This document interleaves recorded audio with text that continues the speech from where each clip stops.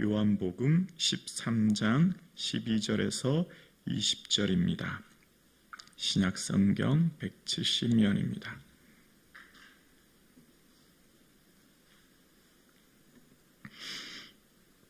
오늘 나에게 주신 하나님의 말씀을 우리 함께 고백드리겠습니다. 그들의 발을 씻으신 후에 옷을 입으시고 다시 앉아 그들에게 이르시되 내가 너희에게 행한 것은 너희가 아느냐?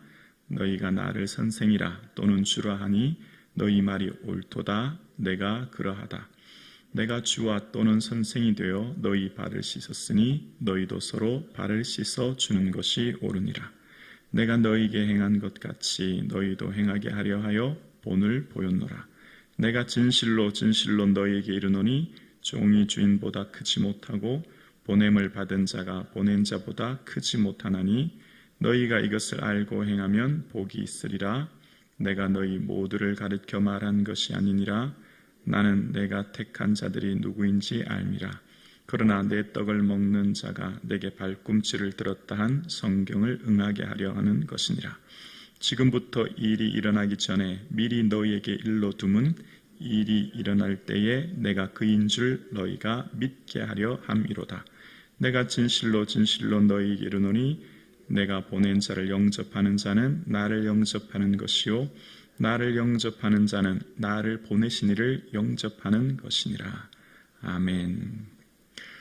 예수님께서 가르쳐 주신 삶의 모습, 그러니까 삶으로 가르쳐 주신 기도가 모습이 기도와 오늘 나타나는 발을 씻겨주시는 섬김의 도입니다. 그러니까 예수님께서 몸소 행하시면서 직접 보여주시면서 가르쳐 주신 게 이제 기도의 삶을 사신 것, 그리고 또 하나는 제자들의 발을 씻기신 것, 이렇게 크게 두 가지로 나눠질 수 있습니다.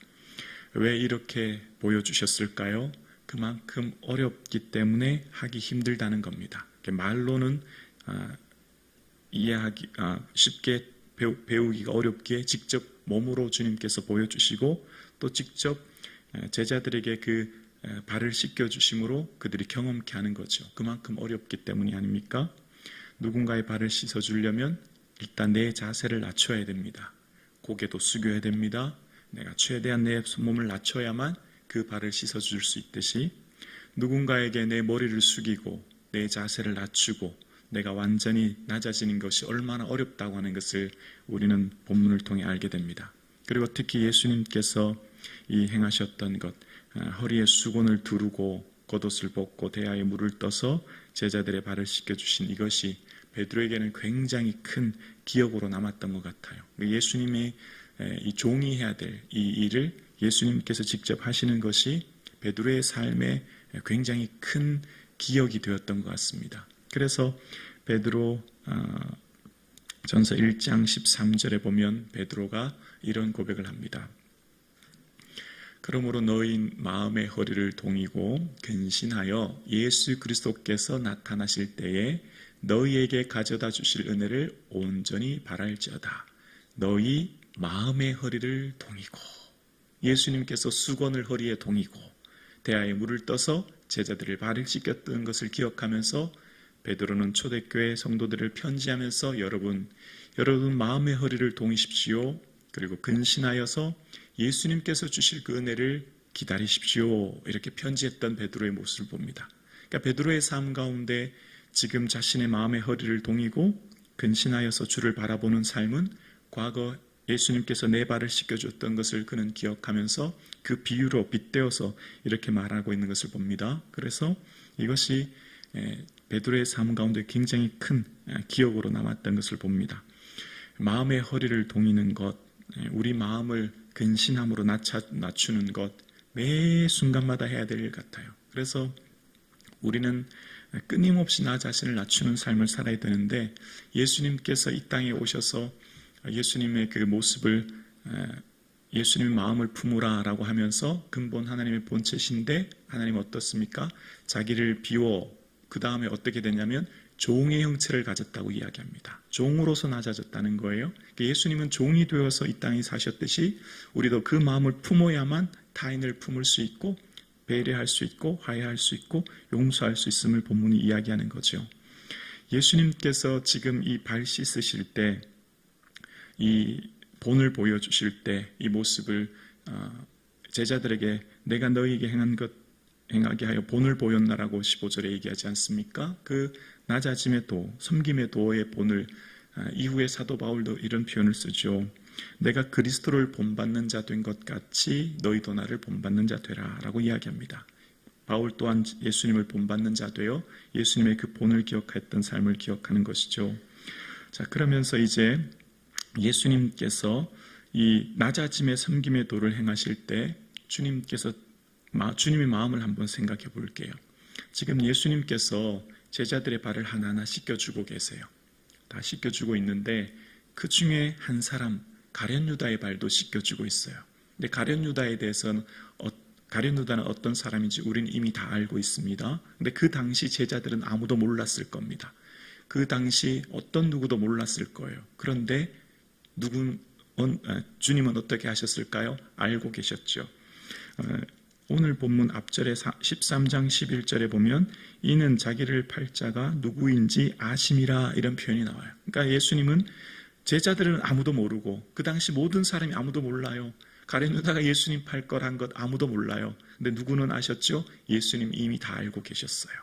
예수님은 가장 가까운 제자, 내가 택한 사람, 그 사람으로 인해서 나를 팔게 될 걸 다 알지만, 미래에 있어질 일들을 다 알지만 그럼에도 불구하고 발을 씻겨주시고 그럼에도 불구하고 끝까지 그와 함께하고 계세요.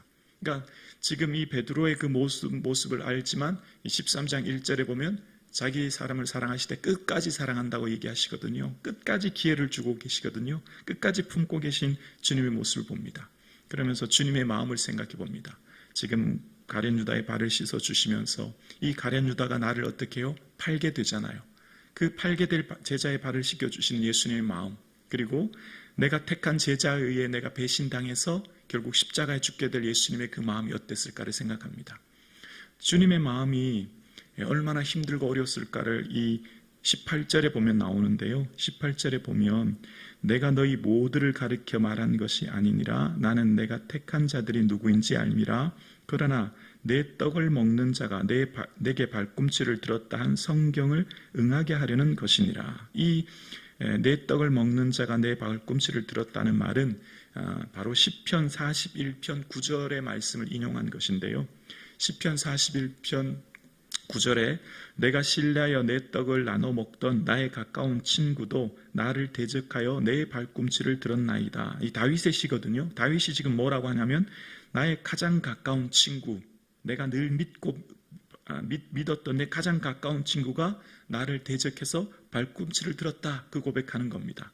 우리가 가장 힘든 게 뭐예요? 우리를 가장 아픈 게 하는 것은 가장 가까이 있는 사람, 가장 가까이 있는 친구가 나를 배신할 때지 않습니까? 그래서 다윗도 지금 그 표현을 하는 건데, 발꿈치를 들었다는 표현은 이 관용적인 표현인데요. 친구가 등을 돌린다라는 표현입니다. 친구가 등을 돌린다. 발꿈치를 들었다는 표현이. 그러니까 가장 가까운 친구가 내게 등을 돌리는 것, 내게 돌아서는 것. 그것이 오늘 표현에 등장합니다. 예수님의 가장 가까운 제자가 예수님을 판 것이죠. 우리의 삶 가운데 가장 어렵고 힘들게 하는 사람이 누구예요? 가장 가까이 있는 사람이에요. 근데 어떻게 하라고요? 발을 씻겨주고 낮춰서 섬기라는 겁니다. 아멘 하실 수 있겠습니까? 정말 어려운 일이에요. 정말 힘든 일이에요. 여러분, 우리가 인생을 살다 보면 정말 어려운고 힘든 게 가장 가까이 있는 가족, 가장 가까이 있는, 가장 자주 만나는 교회 공동체, 가장 가까이 만나는 직장 동료예요. 이 핵심적으로 점점 커지는데 알고 보면 내 늘 가까이 있는 사람이 가장 어려워요. 근데 어떻게 하라고요? 머리를 숙이고 자세를 낮추고 나의 물을 떠서 섬겼듯이 그를 사랑하라 주님 말씀하시는 거예요. 지금 이 말씀을 통해 저와 여러분께서 주님이 원하시는 것이 있습니다. 내게 가장 가까운 친구가 내게 발꿈치를 들었다면 그를 사랑하라 말씀하십니다. 내가 먼저 화해의 손을 내밀라 말씀하십니다. 그런 은혜가 있기를, 성령의 도우심으로 그런 은혜가 있기를, 저와 여러분의 삶 가운데 변화되는 은혜가 있기를 주님의 이름으로 축복합니다. 그 삶을 살아내는 것, 그것이 주님이 원하시는 본이었죠. 그러면서 주님께서는 사역을 하시면서 얘들아 나 앞으로 가나로 가서 사역할 거야. 얘들아 내가 이제 유대에 갈 거야. 얘들아 나는 갈릴리에 갈 거야 라고 하면서 예수님께서는 어디에 가셔서 어떤 사역할 것이란 건 말한 적이 한 번도 없어요. 예수님의 사역을 하실 때 사역회의를 하시고 어디에 가서 어떤 사역을 하실 거에 대한 구체적인 얘기를 하신 적이 예수님은 단 한 번도 없으셨어요. 그런데 유일하게 예수님께서 미래에 있어질 일을 얘기하는 게 딱 한 가지가 있어요. 바로 예수님께서 19절 말씀에 보면 지금부터 일이 일어나기 전에 미리 너희에게 일러 둠은 이 일이 일어나는 것, 예수님께서 끊임없이 얘기하는 것이 있습니다. 바로 이제 곧 지실 십자가의 일, 이제 많은 사람들이 팔게 될 일. 복음서에 예수님께서 미래에 대해서 얘기한 것 딱 한 가지가 있어요. 얘들아 제사장과 서기관들에 의해 나는 죽고 고난당하여 부활하게 될 거야 라고 하는 그 말씀이에요. 내가 십자가에 못 박히게 될 거야 라는 말은 제자들에게 여러 번 반복하셨거든요. 우리에게 예수님께서 5년 뒤 10년 뒤 무슨 일 일어날 거라 말씀해 주지 않으세요. 저와 여러분의 삶에 내일 일, 모레 일, 내 미래에 있어질 당장 코앞에 있어질 일 우리에게 말씀해 주지 않으세요. 그런데 명확한 것 한 가지가 있어요. 내 미래에 명확한 한 가지 있어야 될 일을 말씀해 주세요. 바로 내가 다시 온다는 겁니다. 예수님 다시 이 땅에 오신다는 거예요. 그리고 한 가지 우리가 주님의 심판대 앞에 서게 될 것이라는 것. 그리고 우리가 그 영원한 천국에 이르게 될 것이라는 것. 그건 명확하게 말씀하셨고 끊임없이 이야기하셨죠. 그래서 우리의 삶 가운데 주님께서 말씀하신 미래에 대한 명확한 한 가지 천국이 있고 그 천국을 위해 내가 거처를 예비하여 내가 다시 온다는 말씀이십니다. 우리에게는 저 영원한 미래에 대한 소망, 하나님 나라를 품을 수 있기를 주님의 이름으로 축원합니다. 구약에 보면 예수님 하나님은 얘들아 나는 이런 하나님이야 라고 딱 한 번 말씀하셨죠. 바로 나는 스스로 있는 자야 라는 말씀이에요. 그렇게 딱 한 번 하나님에 대해서 말씀하셨잖아요. 근데 이 신약에 오면 예수님께서 요한복음에 예수님 스스로를 말씀하실 때 나는 양의 문이다, 선한 목자다, 생명의 빛이다, 생명의 떡이다 여러 번 요한복음은 말씀하세요. 요한복음을 묵상하면서 그 하나님 예수님의 그 절박한 마음을 한번 생각해 봅니다. 예수님의 그 뜨거운 사랑의 마음. 마치 이런 것 같아요.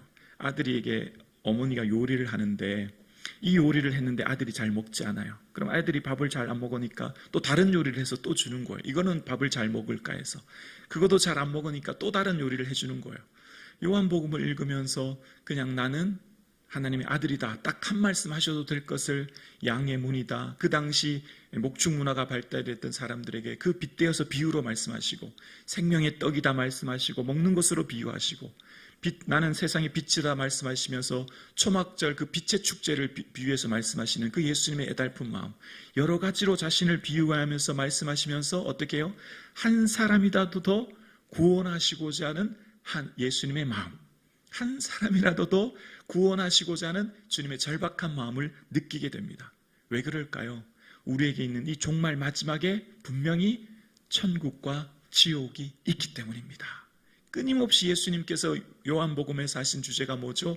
나를 믿는 자는 영생을 얻게 될 것이라는 겁니다. 반대는 영벌이 있다는 거죠.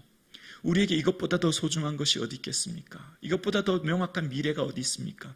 이것보다 더 가치 있는 것이 어디 있겠습니까? 그래서 주님이 끊임없이 말씀하셨죠. 얘들아, 너희의 미래는 영원한 생명이 있고 영원한 천국이 있어. 그 나라를 바라봐 라고 말씀하시죠. 오늘 예배드리는 저와 여러분의 삶에 그 영원한 하나님 나라를 소망하고 이 하루를 살아갈 수 있는 은혜가 있기를 주님의 이름으로 축복합니다.